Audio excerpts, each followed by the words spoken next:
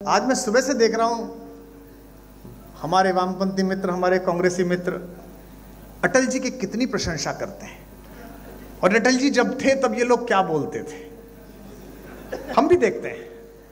अटल जी थे तो अटल जी बहुत कट्टर थे। फिर आदरणीय आडवाणी जी का भारतीय राजनीति में प्रवेश हुआ, अटल जी बहुत अच्छे हैं।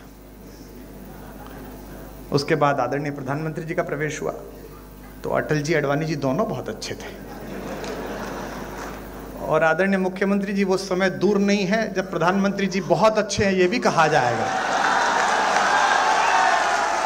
क्षेत्र की तरफ से मैं श्रद्धेय अटल बिहारी वाजपेयी जी की स्मृति को नमन करता हूं और आप लोगों से भी मैं अनुरोध करूंगा, एक मिनट तक खड़े होकर श्रद्धेय अटल बिहारी वाजपेयी जी का एक बार स्मरण कर उनके प्रति अपनी श्रद्धांजलि अर्पित करें। कोई आवाज नहीं, शांत, कोई आवाज नहीं।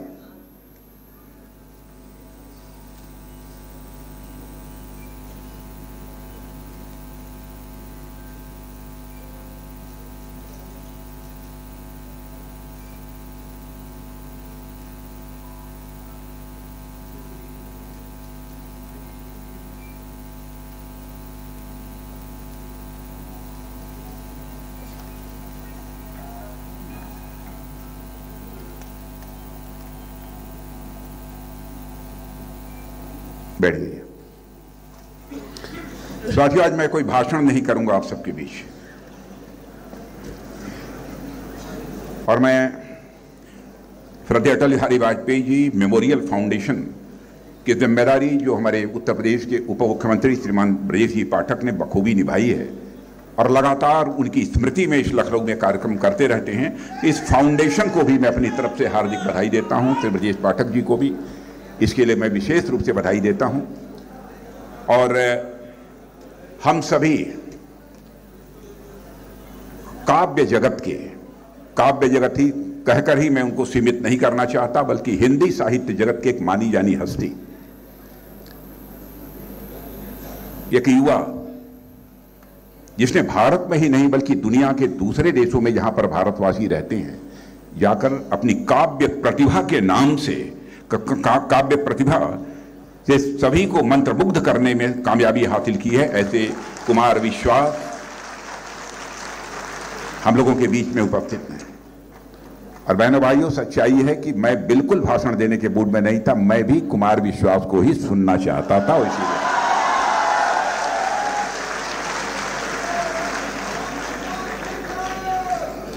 और मैं कुमार विश्वास जी को मैं विशेष रूप से धन्यवाद देना चाहता हूं, क्योंकि हमारा संसदीय निर्वाचन क्षेत्र है। पिछले कई वर्षों से लगातार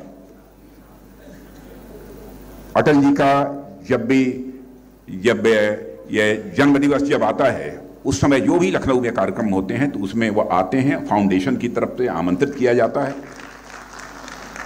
और यहां पर अपनी प्रतिभा के माध्यम से अटल जी के प्रति वह श्रद्धांजलि अर्पित करते हैं।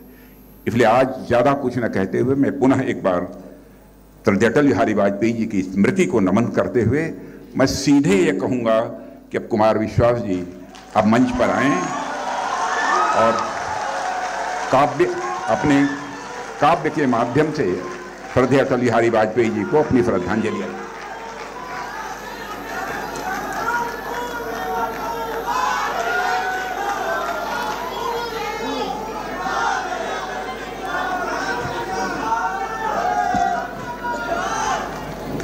भारत रत्न स्मृति शेष कविकुल शिरोमणि, बैठो। वो वामपंथ की तरफ बचपन से ही नहीं है।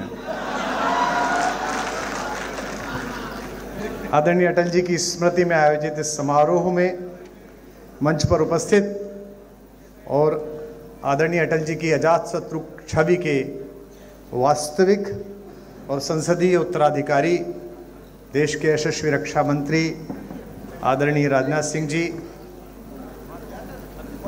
विश्व में राम राज्य की परिकल्पना जिस वस्त्र विन्यास को धारण करके महाराज भरत ने लागू की, उसी वेशभूषा में मंच पर बैठे प्रदेश के यशस्वी मुख्यमंत्री आदरणीय योगी आदित्यनाथ जी लगभग 36 वर्ष पूर्व विश्व हिंदू परिषद के आदरणीय अशोक सिंघल जी के सानिध्य के कारण मेरे पूज्य पितृव्यवर मेरे ताऊ जी स्मृति शेष सुमन जी के संपर्क के कारण मेरे प्रति स्नेह रखने वाले यशस्वी उप मुख्यमंत्री केशव भैया और पिछले 36 वर्षों से विश्वविद्यालय राजनीति से लेकर आज तक मेरी काव्य प्रतिभा का निरंतर आर्थिक शोषण करने वाले प्रदेश के यशस्वी उप मुख्यमंत्री श्री ब्रजेश पाठक जी, हमारे पश्चिमी उत्तर प्रदेश के एक सितारे और भारतीय जनता पार्टी का प्रदेश नेतृत्व संभालने वाले भूपेंद्र भैया और तमाम मंच पर बैठे हुए आदरणीय महेंद्र जी, सभी महत्वपूर्ण लोग बैठे। इस कार्यक्रम में मैं वर्ष में एक बार आदरणीय रक्षा मंत्री जी आता हूँ, लखनऊ एक ही बार आता हूँ और वो भी फ्री में, तो ये कह देना आवश्यक है क्योंकि आज सारा जो मीडिया आया है वो इसलिए भी आया है कि रक्षा मंत्री जी आए हैं, अटल जी का 100वां जन्मदिन है, आदरणीय मुख्यमंत्री जी और महत्वपूर्ण लोग हैं। लेकिन मेरा पिछले 5 दिन का अनुभव यह है कि मीडिया इसलिए भी आया है कि इन सब की उपस्थिति में मैं कुछ बोलूं और उसमें से 20 सेकंड का काटकर चलाया जा सके। तो मैं आशा करता हूं कि कैमरा के जितने भी लोग हैं हम उन्हें पर्याप्त अवसर देंगे, प्रदान करेंगे। मेरे प्रति बड़ा स्नेह अटल जी का रहा और कभी अगर प्रधानमंत्री भी बन जाए तो वो कभी रहता है, और वे जब प्रधानमंत्री पद पर सुशोभित थे तो महीने में एक बार, 2 महीने में एक बार जब भी उन्हें समय मिलता था तो स्मृति शेष प्रमोद जी के माध्यम से वो दिल्ली में रहने वाले, एनसीआर में रहने वाले जिन 3-4 कवियों को बुलाकर उनको सुनते थे और कुछ अपना लिखा हुआ सुनाते थे, उनमें सबसे कम वय का और बिल्कुल अल्पज्ञ बालक के रूप में उनका स्नेह मुझे मिला। ये मेरा सौभाग्य है। जैसा कि आदरणीय दिनेश जी ने उल्लेख किया था, यह भी सौभाग्य है कि जिन महनीय विभूतियों को पूरे भारत में लाखों लाख लोग प्रतीक्षा करके सुनते हैं, उन महनीय विभूतियों ने मुझे समय दिया कि मैं यहाँ अपनी बात कह सकूँ। एक कवि की काव्य पाठ है, एकल काव्य पाठ है। यह भी कारण हो सकता है कि बाकियों ने पैसे मांग लिए हों, लेकिन मैं इसे अपना सौभाग्य मानता हूँ। आदरणीय मुख्यमंत्री जी से अनुरोध करता हूँ कि उन्होंने शासन व्यवस्था बहुत अच्छी की, कानून व्यवस्था बहुत अच्छी की, उप मुख्यमंत्री की वित्तीय हालत को भी वे थोड़ा सुधारें तो केवल काव्य पर पलने वाले इस गरीब ब्राह्मण का भी भला हो सके। लेकिन मुझे लगता है कि जिस दिन ब्रजेश जी देना शुरू कर देंगे उस दिन ये बातचीत का क्रम बंद हो जाएगा। शायद इसीलिए उन्होंने संकल्प कर रखा है कि उन्हें देना ही नहीं है। मैं कुछ एक पंक्तियां पढ़ता हूं। जब कभी हम अटल जी के बारे में बात करते हैं या किसी भी सफल व्यक्ति के बारे में बात करते हैं तो हमें लगता है कि यह सफलता एक दिन में प्राप्त हो गई होगी। ये सफलता एक दिन में प्राप्त नहीं होती, वर्षों लगते हैं, संघर्ष लगता है और समूह और सामने बैठे हुए लोग अक्सर सफलता के सितारे देखते हैं, असफलता का एकात्म रुदन कोई नहीं देखता। उस एकात्म रुदन से जब सफलता निकलती है तो उसे चकाचौंध भाव से पूरा विश्व देखता है, पूरा प्रदेश देखता है, पूरा भारत देखता है। अटल जी भी उसी सफलता के मानक पर चढ़े और मंच पर जो लोग बैठे उन्होंने भी यही सफलता प्राप्त की। इस कार्यक्रम में एक अनुभव मुझे बार बार ऐसा भी होता है, जब भी भाषण होते हैं, विशेष रूप से भूपेंद्र जी का जब भाषण होता है तो मुझे लगता ही नहीं कि एक कवि सम्मेलन है। मुझे लगता है थोड़ी देर बाद भूपेंद्र जी सदस्यता की पर्ची लेके मेरे पास भी आ जाएंगे और अरे सो आज बड़ी कृपा की उन्होंने कि आज उन्होंने विस्तार की सारी भूमिकाएं नहीं बताई, उसके लिए मैं उनका आभारी हूं।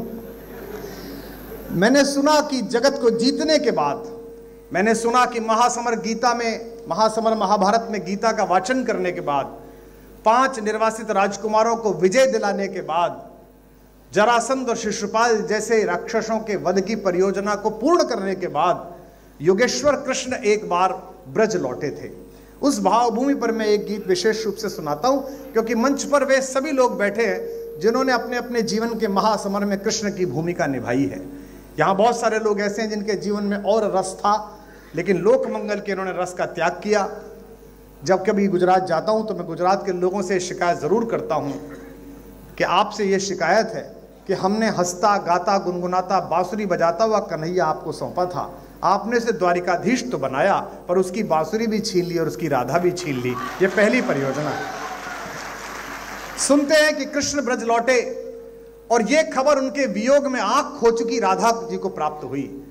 किसी ने कहा इस बार तीज के मेले में कन्हैया आने वाला है। तब तक राधा अपने नेत्रों की ज्योति लगभग खो चुकी थी। इसकी प्रारंभिक 2-3 टिप्पणियों पर आपका नाद मेरी भूमिका तैयार कर देगा।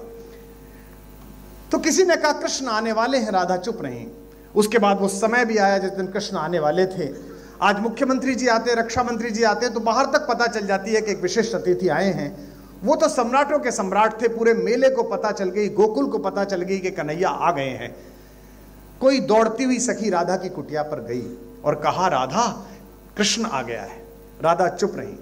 फिर राधा की कुटिया का पता ढूंढते हुए स्वयं योगेश्वर कृष्ण वहां तक पहुंचने को उद्यत हुए। आधे रास्ते में फिर एक सखी भागी गई और कहा राधिका तेरा कन्हैया आ गया है। राधिका फिर भी चुप रही। जब कुटिया के द्वार पर अश्रुपूरित नेत्रों से कृष्ण खड़े हुए और उन्होंने म्लान राधा को दीप्ति वाले चेहरे के साथ देखा तो राधा की सबसे प्रिय सखी विशाखा ने राधा के कान में कहा बावरी, जिसके लिए रो रो कर आंखें खोदी वो कन्हैया आ गया है। राधा ने जो उत्तर दिया वो मेरे गीत की भूमिका है। आपकी ध्वनि बताएगी कि आपको भूमिका कैसी लगी। कहा कि कन्हैया आ गया है। राधा ने कहा जगत भर आया है, जब बाह भर आ जाएगा तो मान लो कि क्या आ गया है। ये सभी सफल लोग अपने शयन कक्षों तक जगत भर पहुंचते हैं, बाह भर नहीं पहुंचते। जमाने भर की चिंताएं रहती हैं। हम सब जो लोग अंतरंगता के व्रत में आते हैं, हम सब जानते हैं कि देश की रक्षा सीमाओं की सुरक्षा के लिए दिन रात उद्यत रक्षा मंत्री जी किस मानसिकता में पिछले 1 वर्ष से काम कर रहे हैं। हम सब जानते हैं, परिवार के सदस्य होने के कारण जानते हैं। लेकिन उनकी दृढ़ता में, उनके चाल में, उनके संकल्प में, उनकी वाणी में जरा कंपन आप अनुभव नहीं कर सकते। किसी ने कहा कि तेरे पास तक आ गया है। अब थोड़ा और गंभीर हो जाइए, अच्छा सुनना है आप। पहुंचकर कृष्ण ने कहा राधिका मैं तेरा कन्हैया। राधा ने सिर पर हाथ फिराया और कहा, इस पंक्ति को आप पकड़ लेंगे तो मैं जान जाऊंगा। कहा कृष्ण की प्रेमिका की कुटिया में तुम्हारा स्वागत है द्वारिकाधीश। कृष्ण का कैसी बात करती है, मैं तेरा कन्हैया, द्वारिकाधीश क्यों कहती है? थोड़ा और जागे पीछे के लोग। राधा ने कहा हाँ द्वारिकाधीश, मैंने भी यही सोचा कि मेरा कान्हा आ गया है। मैंने आपके सिर पर हाथ फिराया तो ये सोचा कि मोर पंखों से मेरी उंगलियां छुएंगी, लेकिन सम्राट के मुकुट में निकली हुई किरचों से मेरी हथेलियां कट गई हैं। द्वारिकाधीश तुम्हारा स्वागत। कृष्ण ने राधा का हाथ पकड़ा और अपने हृदय पर रखा और कहा अनुभव कर इस हृदय की गति को। मैं तेरे लिए गीत गोविंद गाने वाला तेरा कृष्ण। झटके से हाथ छुड़ाकर राधा ने जो कहा, फिर और हाथ खुलेंगे शायद आपके तालियों में। राधा ने कहा हाँ द्वारिकाधीश, मैंने आपके हृदय पर हाथ यही सोचकर लगाया था कि वन फूलों की मालाएं मेरे हथेली से लगेंगी, लेकिन आपके गले में पड़ी हुई मणियों ने मेरी हथेलियों पर किरच डाल दी हैं। आपका स्वागत है द्वारिकाधीश। आखिरी टिप्पणी और गीत आ रहा है, इसे स्वीकार करिएगा। गीत की अगवानी में अपने हाथ उठाइए। हाथ पकड़कर कहा इस हाथ को अनुभव कर, इसी से मैंने मुरली बजाई। हाथ छुटाकर राधा ने कहा हाँ द्वारिकाधीश, मैंने आपका हाथ यही सोचकर थामा था कि इसमें मुरली का स्पर्श होगा, लेकिन शिशुपालों की गर्दन उड़ा देने वाले चक्र को धारण करते करते आपकी उंगलियों में गड्ढे पड़ गए हैं। आओ द्वारिकाधीश तुम्हारा स्वागत। कृष्ण ने कहा कि मेरे लिए क्या है, मैं तेरे लिए गीत गाना चाहता हूँ। राधा ने कहा कि नहीं, अब जाओ दुनिया को गीता सुनाओ, महासमर में लोगों को विजेता दिलाओ। मैं जिस प्रेम में थी उसमें आनंद में हूँ। बस आखिरी बात कह रहा हूँ, फिर गीत सुना रहा हूँ। कृष्ण बनने की पहली शर्त ये है कि हम सबको अपना गोकुल, अपनी राधाएं, अपनी बांसुरियां छोड़ कर आनी पड़ती हैं। पहली बार ये गीत शायद हिंदी में या किसी भाषा में हुआ है। कुछ लोग रो रहे हैं जिनकी आंखों में आंसू हैं। लोग मुझसे अक्सर पूछते हैं कि आपको सरकारी सम्मान नहीं मिले। पिछली सरकारें तो दे भी नहीं सकती थी, उनकी तो भारतीय यश की दूसरों के लिए ही थी। लेकिन मैं ये मानता हूं कि इतने महनीय श्रोता सुने और इतने महनीय श्रोता रो पड़े, ये किसी भी बड़े सम्मान से कम बात नहीं है। इसके लिए आभार करते हैं। सुनिएगा, गीत सुनाता हूं कि कृष्ण क्या कह रहे हैं। आप सब भी गुनगुनाइए और गाइए। मंच का विशेष आशीर्वाद स्नेह चाहता हूं, सुनिएगा। कृष्ण ने राधा से कहा कि मथुरा छूटी छूटी द्वारिका। बस थोड़ा आनंद के साथ सुनिएगा। मैं जानता हूं कि कुछ उत्साही आप सब लोग भी हैं, लेकिन इस समय महफिल कैसी है, सामने लोग कौन है। महफिल का शहसवार फकत नाखुदा नहीं, महफिल में बैठने का सलीका भी चाहिए।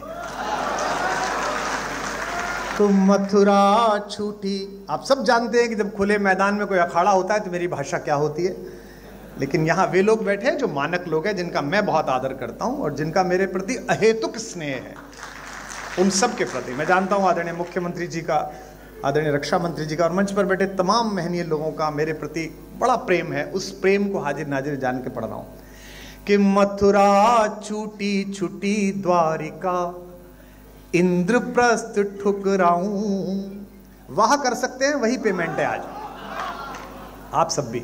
अब मंच से अनुरोध करूंगा कि आप लोग जरूर वहां करते हैं, जो कि पार्टी का कार्यकर्ता पहले नेता की तरफ देखता है कि नेता कर रहा है कि नहीं कर रहा है। कि मथुरा छूटी, सरकार में बहुत होता है, हमने भी दुर्भाग्य से एक बार चलाई थी।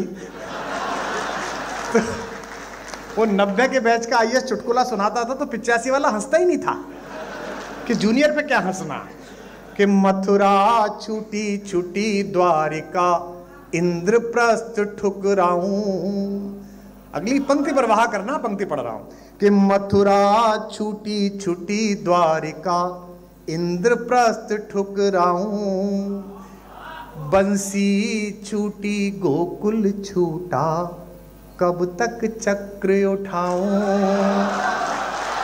बंसी छूटी गोकुल छूटा, कब तक चक्र उठाऊं। जो लोग समझ जाएं कि बड़े ठाकुर और छोटे ठाकुर के बीच क्या संबंध है, राम और कृष्ण के बीच, वो ये पंक्ति पकड़ लेंगे कि बंसी छूटी। अब महाराज जी, हमारे ब्रज में कहानी आती है कि जब 15 वर्ष के हो गए कन्हैया और 15वें जन्मदिन पर 14वें जन्मदिन के बाद माता देवकी और वसुदेव को छुड़ाने के लिए पहुंचे कारागार में कंस का वध करके और पैर छुए, तो रास मंजरी में एक गीत आता है कि माता देवकी ने उनको जोर से एक घूंसा मारा और कहा कि बड़ा योगेश्वर बनता है, बड़ा शक्तिशाली बनता है, मां को 14 साल के लिए छोड़ के रखा, छुड़ाने नहीं आया। तो कन्हैया तो थोड़े चुलबुले हैं, मजाक में कहा मैया क्यों मारती है, पिछले जन्म में 14 साल तूने छोड़ दिया था, इस बार 14 साल मैंने छोड़ दिया। कि बंसी छूटी गोकुल छूटा। अब अगली पंक्ति आती है, संभालिएगा, मुझे बताइएगा अटल जी के श्रोता हैं। बंसी छूटी गोकुल छूटा, कब तक चक्र उठाऊं। पिछले जन्म जानकी तुझ बिन जैसे तैसे बीता। पिछले जन्म जानकी तुझ बिन, गा सकते हैं मेरे साथ। पिछले जन्म जानकी तुझ बिन जैसे तैसे, महासमर में रीता रीता, कब तक गाऊं गीता। महासमर में रीता रीता, कब तक गाऊं। और अभी कितने जन्मों तक, हम पर संगीत नहीं है लेकिन ये अटल जी का मंच अगली पंक्ति के समापन पर तालियों की ताल से झूमे ऐसा मन है। और अभी कितने जन्मों तक, और अभी कितने जन्मों तक तुझसे दूर बिताऊं। कब तक गीत सुनाऊं राधा, कब तक गीत सुनाऊं। कब तक गीत सुनाऊं राधा, कब तक, गाइए, कब तक गीत सुनाऊं राधा। पहला बंद सुनिएगा कि बचपन से प्रभुता का बोझा ढोते कटी जवानी। अपेक्षाएं आपको बहुत कष्ट सौंपती हैं। अपेक्षा हो जाए तो बड़ा कष्ट है। आपके पास एक प्रतिभा और जगत आपसे अपेक्षा करे तो बड़ा कष्ट है। कि बचपन से प्रभुता का बोझा ढोते कटी जवानी, हर पल षड्यंत्रों में उलझी सांसें आनी जानी। युग की आंखें अमृत पीती रही मुझे तक तक कर। ये पंक्ति संभालिए लखनऊ के लोगों। युग की आंखें अमृत पीती रही मुझे तक तक कर।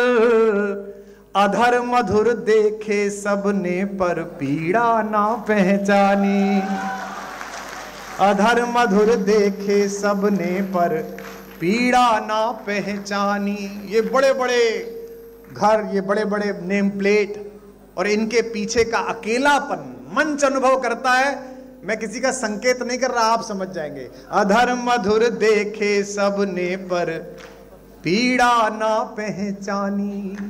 इस पीड़ा को यार सुदामा, इस पीड़ा को यार सुदामा कब तक महल दिखाऊं, कब तक गीत सुनाऊं राधा, कब तक गीत सुनाऊं, कब तक गीत सुनाऊं राधा।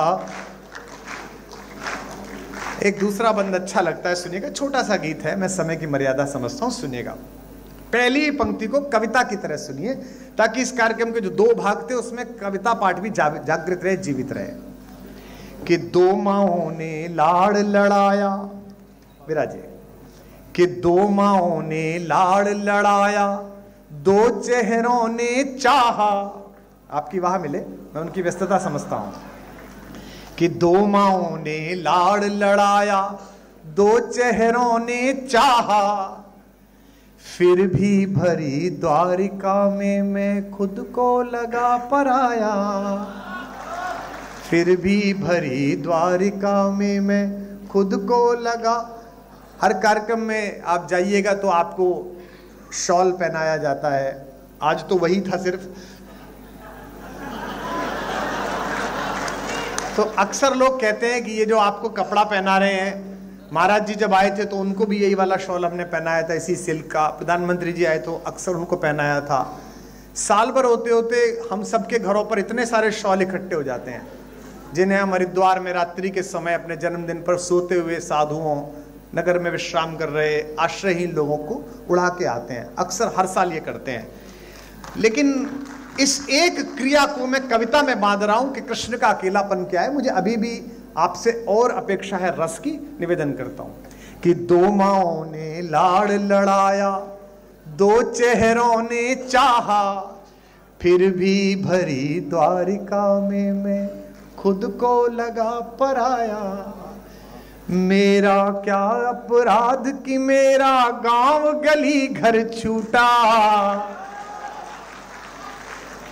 मैं जानता हूं कि एक सन्यासी स्वयं नदी के तीर पर खड़े होकर अपना पिंडदान करता है, लेकिन कितना भी संन्यास्त हो जाए, देवभूमि उत्तराखंड के उन गांवों की महक तो महाराज जी आपके हृदय तक आती होगी, जो आपने संकल्पों के कारण, जिस एक रसमय संबंध को आपने इसलिए छोड़ा कि आप एक संकल्प जी रहे हैं। और यही कारण है कि हमारे पास पिछले इतने वर्षों से किस्से नहीं हैं मुख्यमंत्री के भाइयों के, भतीजों के, भांजों के, चाचाओं के और ताऊओं के।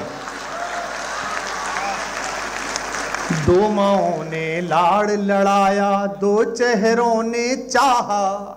पंक्ति आ रही है, संभालिएगा। फिर भी भरी द्वारिका में मैं खुद को लगा पराया। मेरा क्या अपराध कि मेरा गांव गली घर छूटा। एक एक व्यक्ति की शिरकत हो अगली लाइन में, सबकी तालियां उठें। मेरा क्या अपराध कि मेरा गांव गली घर छूटा।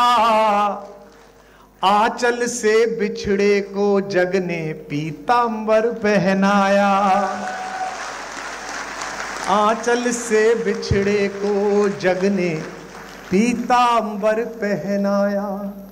जग चाहे जाते जाते भी अंतिम सांस तक लोक मंगल के लिए काम करना, यह कृष्ण संवाद है। जाते जाते भी, आखिरी समय में भी वो क्या कर रहे थे, मैं पंक्ति पढ़ रहा हूं, फिर तालियों की ताल देना। जग चाहे जाते जाते भी बंसी मधुर बजाऊं, कब तक गीत सुनाऊं राधा, कब तक गीत सुनाऊं, कब तक गीत सुनाऊं राधा। सब गाइए। कब तक गीत सुनाऊं राधा, कब तक गीत सुनाऊं राधा, कब तक। अंतिम बंद पढ़िएगा, मेरे मन के माध्यम से और सुनिएगा आत्मा के माध्यम से। ये मैं किसी को समर्पित नहीं करता, लेकिन सोशल मीडिया का ज़माना है। 2 घंटा 23 मिनट बोला मैं 4 दिन पहले, 20 सेकंड चला, 20 सेकंड, और उसमें बहुत आभार आदरणीय गृह मंत्री जी। 2 घंटा 23 मिनट में 20 सेकंड, एक जरा सी बात होती है और पूरा विश्व लेकर उड़ जाता है।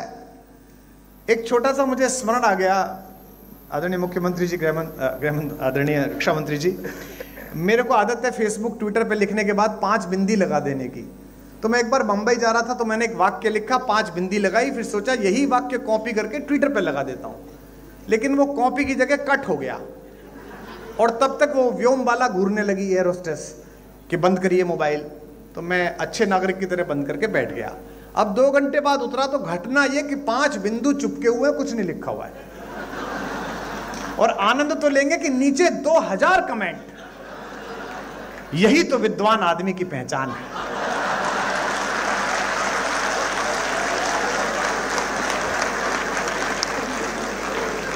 पंच तत्वों को क्या सुंदर तरीके से बताया।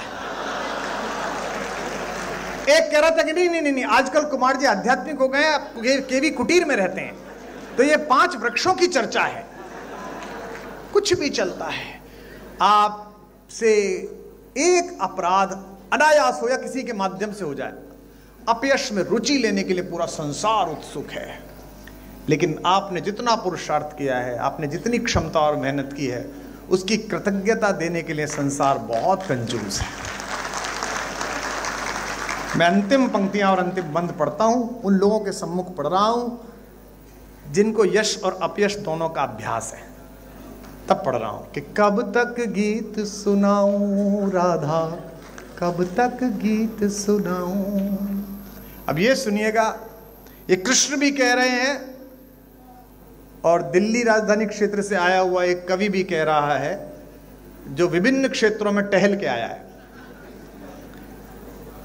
कि जग भर के अपराध सदा ही अपने शीश उठाए।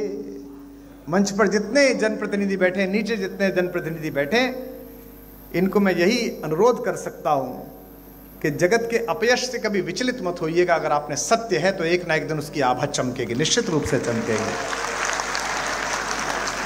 जग भर के अपराध। आज मैं सुबह से देख रहा हूं, हमारे वामपंथी मित्र, हमारे कांग्रेसी मित्र अटल जी की कितनी प्रशंसा करते हैं। और अटल जी जब थे तब ये लोग क्या बोलते थे, हम भी देखते हैं। अटल जी थे तो अटल जी बहुत कट्टर थे। फिर आदरणीय अडवाणी जी का भारतीय राजनीति में प्रवेश हुआ, अटल जी बहुत अच्छे हैं। उसके बाद आदरणीय प्रधानमंत्री जी का प्रवेश हुआ, तो अटल जी अडवाणी जी दोनों बहुत अच्छे थे। और आदरणीय मुख्यमंत्री जी, वो समय दूर नहीं है जब प्रधानमंत्री जी बहुत अच्छे हैं ये भी कहा जाएगा।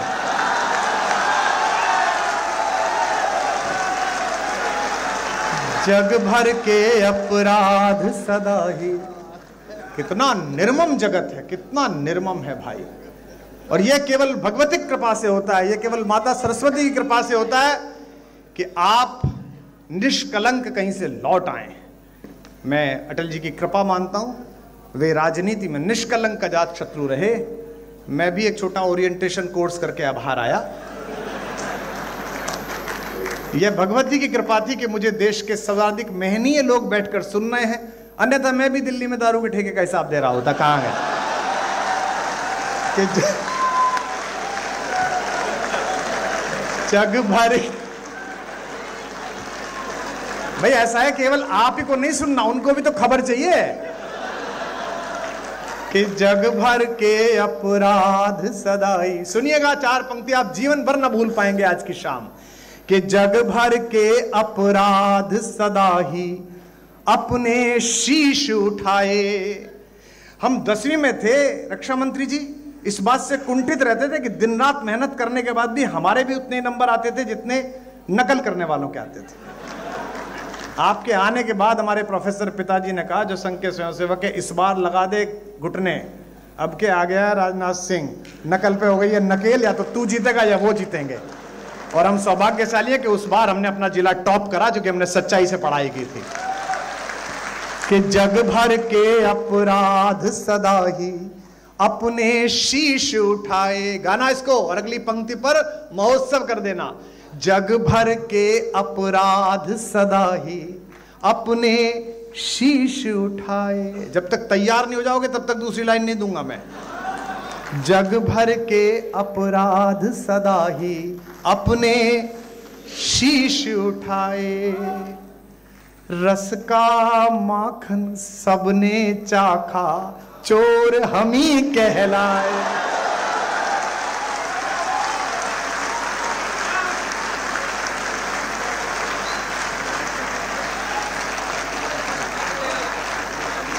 जग भर के अपराध सदा ही अपने शीश उठाए, रस का माखन सबने चाखा, चोर,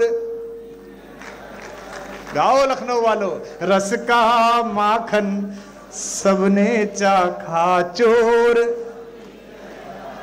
जग भर के अपराध सदा ही अपने शीश उठाए।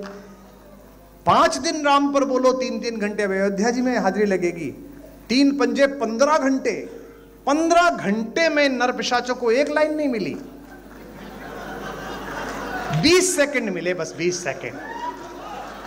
और वो सारे आगे पल्ली पार से, पूरे भारत की समस्या एक तरफ, मैं एक तरफ। कुमार विश्वास ने ये कहा, कुमार विश्वास ने ये कहा। मुझे पता है कि आज के बाद भी अतिसार होने वाला है, कोई दिक्कत नहीं है। अरे भैया रहने दे तो बेटा, ये जिंदाबाद विंदाबाद दूसरों के लेकर मेरे 7 साल बर्बाद हुए इसमें।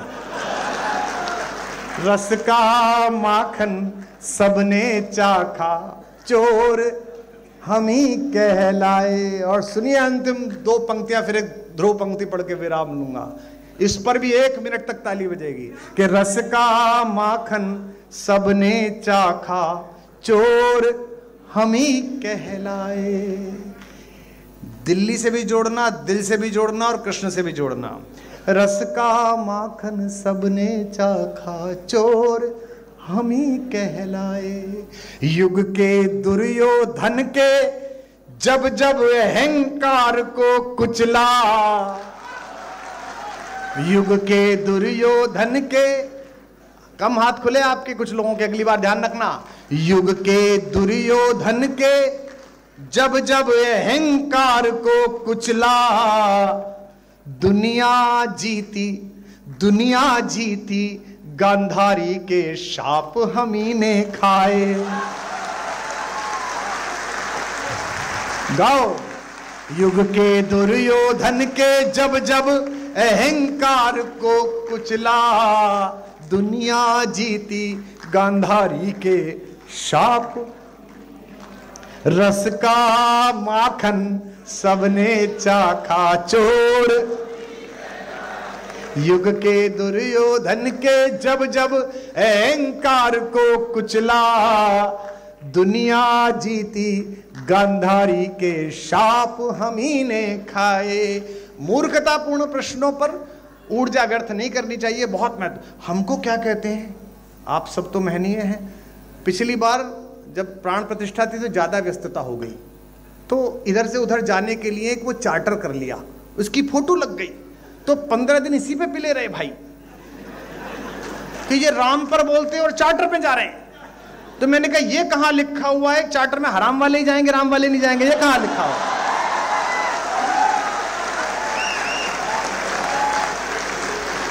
रस का माखन, अब छाती कूटो या माथा कूटो, भारत के सांस्कृतिक पुनर्जागरण का वर्ष तय हो गया है। अगले 100 वर्ष हिंदुस्तान को कोई नहीं रोक सकता।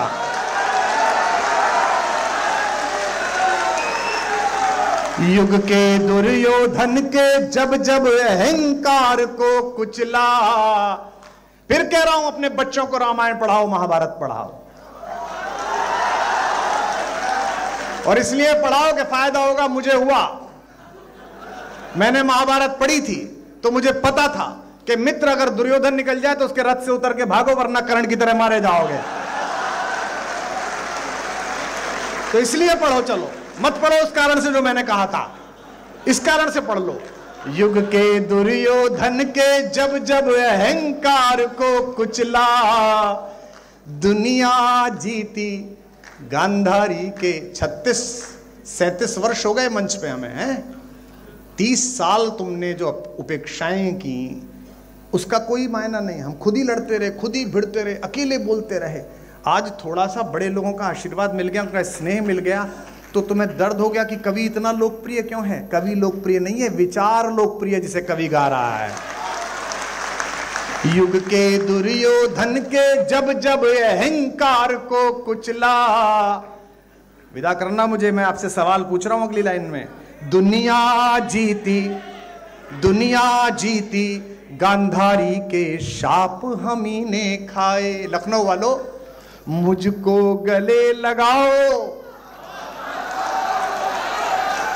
ये कृष्ण कह रहे हैं और मैं भी कह रहा हूं। मुझको गले लगाओ या बस मैं ही गले लगाऊं, कब तक गीत सुनाऊं राधा, कब तक गीत सुनाऊं, कब तक गीत सुनाऊं राधा, कब तक गीत सुनाऊं, कब तक गीत सुनाऊं राधा, कब तक गीत सुनाऊं। बोले बाके बिहारी लाल की।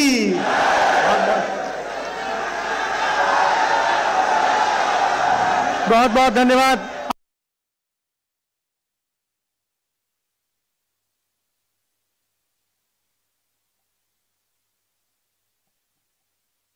वरिष्ठ कार्यकर्ता, उनको आने में थोड़ा विलंब हो गया। सुनील शुक्ला जी कृपया मंच पर आ जाएं। सुनील शुक्ला जी मंच पर आ जाएं, मंच पर आ जाएं। पार्टी के वरिष्ठ कार्यकर्ता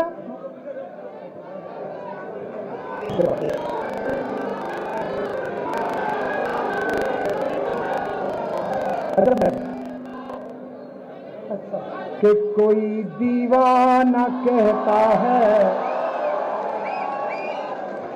ये मैं सुनाना नहीं चाह रहा था, लेकिन आदरणीय मुख्यमंत्री जी और रक्षा मंत्री जी का आदेश है, इसलिए 4 लाइन सुना रहा हूं।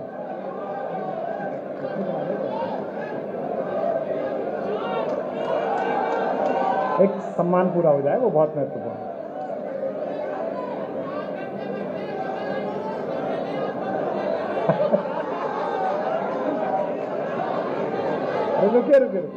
रुकिए सुनिए। अच्छा, एक बार तालियां बजा के बताइए। चलिए आप, बहुत आभार। मैं आदरणीय अतिथियों के समय की मर्यादा और उसकी सीमा समझता हूं। मुझे विशेष अनुग्रह पूर्वक 2 मुक्तक के लिए समय सीमा दी गई, तो मैं सुनाता हूं, सुनिएगा। कि मेरे जीने में मरने में तुम्हारा नाम आएगा, मैं सांसें रोक लूं फिर भी यही इल्जाम आएगा।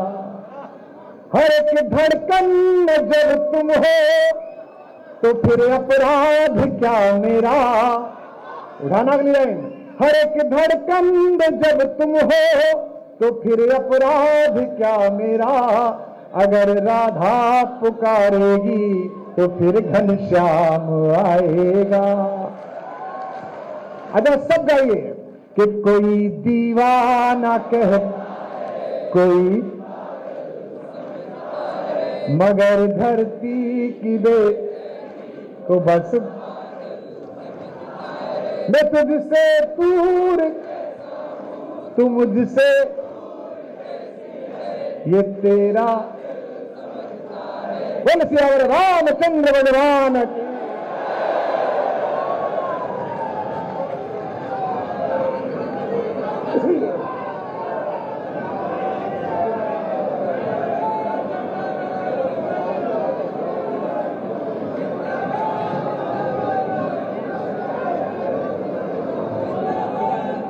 आप सभी का पंडित अटल बिहारी वाजपेयी फाउंडेशन की तरफ से आज के इस काव्यमयी संध्या में, काव्य गंगा में गरिमा में उपस्थिति के लिए मंच से आपका हार्दिक आभार एवं अभिनंदन व्यक्त करता हूं। आभार व्यक्त करता हूं माननीय मुख्यमंत्री जी का, माननीय रक्षा मंत्री जी का, माननीय उप मुख्यमंत्री जी का, माननीय प्रदेश अध्यक्ष जी का और आप सभी का बहुत बहुत धन्यवाद। जय भारत, जय श्री राम।